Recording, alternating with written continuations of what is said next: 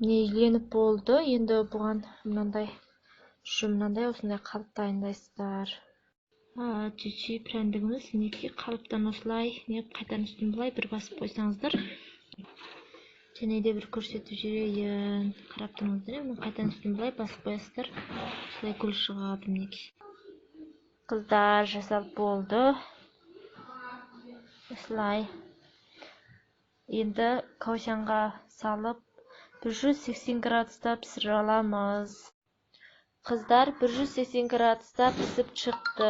Енді осы екеуінің арасына қаймақ жағып жұптаймыз. Қыздар осылай қаймақтарымды тегістеп жағып ортасына. Сосын мына жәнегі біреуін жұптайсыздар.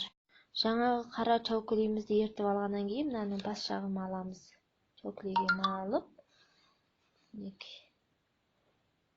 алып, сосын қойғаннан кейін және де ұмытып кеттім. Мынандай чаукулеге үстіне сәндік үшін, көрініс әдемі үшін осыларды сеп қойсаңыздар да болады. Егер бұл нәрсе жоқ болса, сеппесеңіздер де бола береді.